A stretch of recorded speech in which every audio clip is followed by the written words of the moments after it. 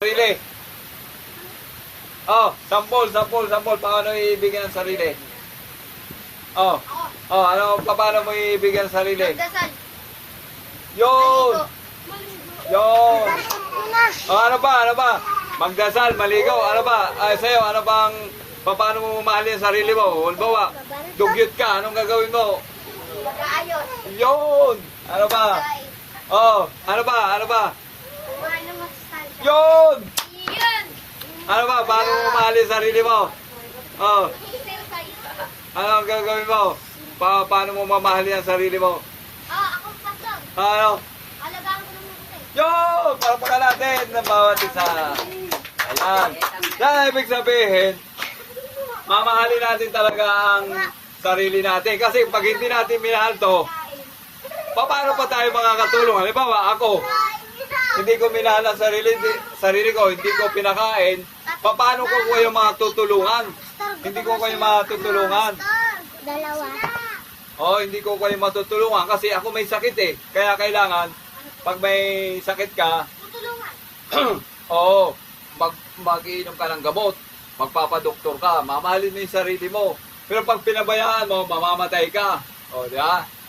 Ngayon, kapag ikaw may sakit, hihingi ka naman ng tulong sa ating Panginoong Diyos, Jesucristo, na siyang nagbigay sa atin ng buhay. Ayan. Yan, malapit na tayo makatapos. Ngayon, ito. Ito ay dahil mahal natin ang Diyos, mahal natin ang kapwa, mahal natin ang sarili. Ano ang sabi dito sa Lucas 10:27? Ano ang sabi dito ng Panginoon sa Lucas 10:28? Ano sabi? Sino makakapagbasa? Sige nga, ano sabi niya ng Panginoon? Sabi ni Jesus, tama ang sagot mo.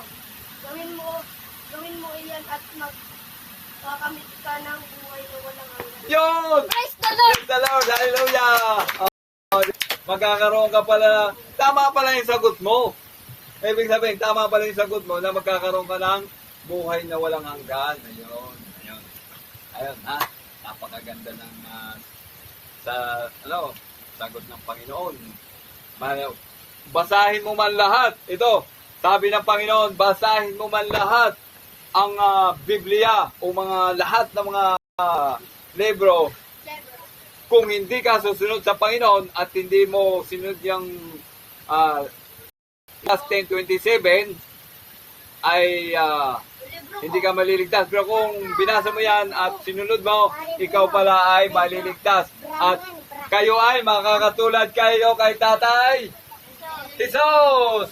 Makakatulad kayo kay Tatay Jaime na pumuti ang buhok. Sino ba ang gustong pumuti ang buhok? Ayaw nyo? Ayaw nyo pumuti ang buhok? Gusto niya. Kailangan umabot kayo sa pagputi ng buhok kasi kayo ay tatanda kayo. Ngayon, pag ayaw nyo pumuti ang buhok, mamamatay ko, wala pa kayo hindi pumuti ang buhok ninyo, namatay na kayo. Kaya kailangan tanggapin nyo na pumuti ang buhok ninyo. Aabot kayo ng 70 years old hanggang pangako ng Panginoon, 120 years. Magkakaroon na kayo ng 100,000 piso sa gobyerno. Ayan. Ayan na. Ngayon, dahil na-topic na natin ang pagmamahal sa isa't isa, tayo ay mag-aawit naman. Kasi patapos na tayo. Okay, mag-aawit na tayo dahil susunod na ulit na linggo, magpapahinga. Pero kailangan pag nag-iwalay tayo, magpapahinga kayo. Huwag kayo na magtatrabaho. Mag-relax kayo. Pwede na maglaro. Magpapahinga. Sige, aawit na tayo. Kaya papatapos lang, awit tayo. Kaya buti-buti mo. Sige, awit tayo na. Tayo na lahat. Mag-aawit tayo ng papuri sa Panginoon.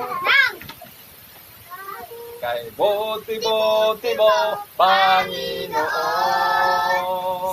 Sa lahat ng oras, sa bawat araw, ika'y laging tapat kung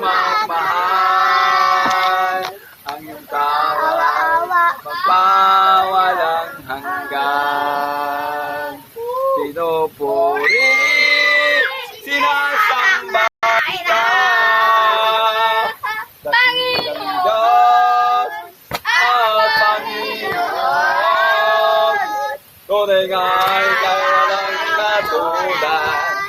Tunay nga ika'y di nagbabago. Mabuti ang Diyos na sa amin nagmamahal. Pupurihan ka. Pupurihin ka, O Diyos. Ang aming alay, pagsamba. Kaluwalhatian mong karangalan, kapangyarihan mo'y walang katulad. Ikaw ang tunay na Diyos, ika'y walang katulad. Ika'y nag-iisa, ikaw lamang, wala nang iba. Tayo ang aming awit, dinggin ang tinig. Isisigaw sa buong antipolo. Isisigaw sa Luzon, Visayas, Mindanao. Isisigaw sa buong mundo. Kadakilaan mo. Ay, magpa-pray na tayo. Pag-pray natin ang pagkain. Pray natin pagkain at pagtatapos. Ama, dakilang Diyos sa mga pangyarihan sa lahat na nasa katatasan. Ama, sa ngalan ng Ama, Anak at Espiritu Santo, Panginoong Diyos o Kristo, kami po ay lumalapit sa iyo, nagpapasalamat at nagpupuri sa iyong kaharian, Panginoon. Bilang isang tunay na Diyos na makapangyarihan sa lahat, lumalapit po kami upang pasalamatan ka sa lahat ng pinagkaloob. Hinihiling po namin, Ama, na basbasan mo po kami ng iyong banal na Espiritu upang magkaroon po kami ng malilinaw na pag-iisip, magandang mga pangangatawan, at ilay mo po kami sa mga sakit at mga karamdaman o aksidente. Bagos, Panginoon, bigyan mo po kami ng kapayapaan ang bawat isa sa amin na magkaroon po ng matiwasay na pag-iisip, Panginoon, at kinabukasan. Ang lahat na ito, Panginoon, nagpapasalamat po kami, Ama, sa pangalan mo, Panginoong Diyos Kristo. Palakpakan natin. Okay. Salamat sa Diyos. Pila na kayo doon. At tayo. Ako na. Ayun, pila-pila. May juice. Ano lang, tubig. Ito na ang inumin. Bumanda.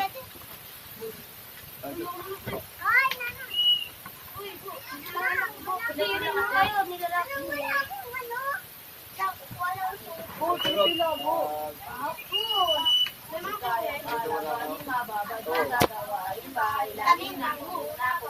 pumila ka! Pumila kayo! Sabi nga dyan! Nawala. Oh, dalawa yan, dalawa. Uy, pumila kasi kayo! Ano kayo magigigyan ah?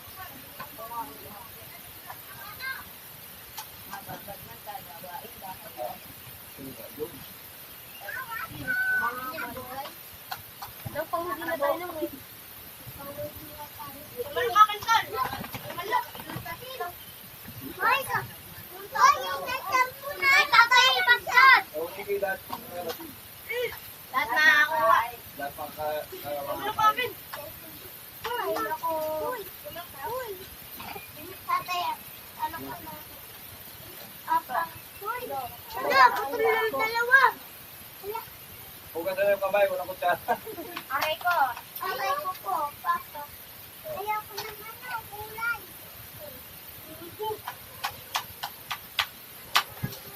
Okay, saya. Sabi nga daw pa. Oh.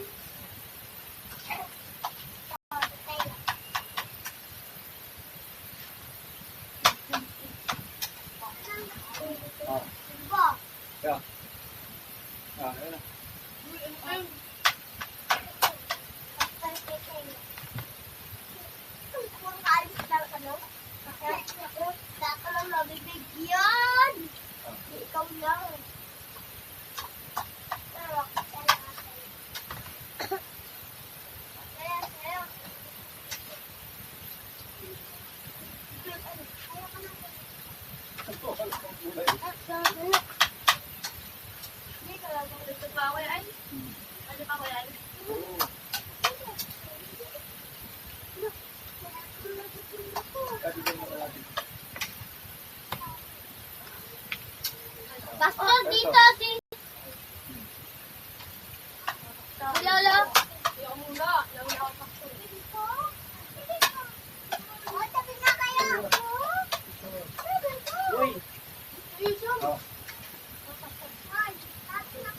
tatay.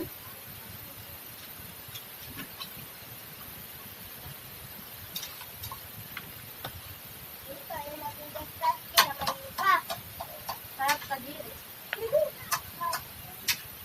Tatay, oh. Uy, Tatay, oh. Babigyan ko muna ng si tatay. Gagat mo lang.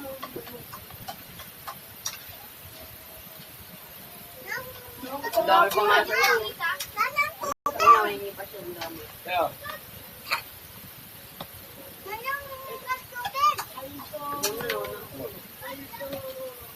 Kuha ka ba yan?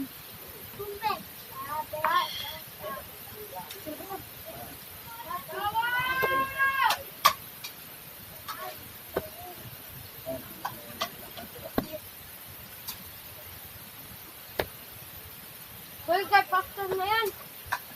Ayan na. Thank you, Lord. Thank you, Lord. Lord, dadamihan natin pati. Sinelas ko. Lord, dadamihan na natin. Tapos ba mayroon? Thank you, Lord. Thank you, Lord. Meron kami pinagsasalusaluan. Lolo, sir. Sarap yung luto ng tatay, ah.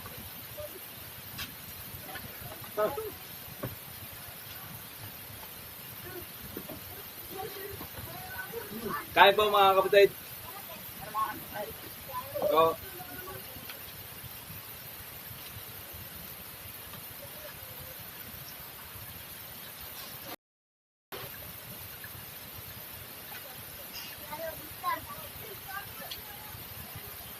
Kuya ko muna.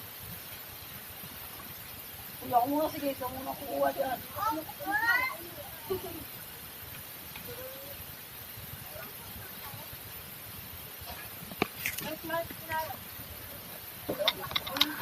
Hindi ako kumain. Namukha ko para mag-ulit. Sa mga tao. salamat sa Diyos.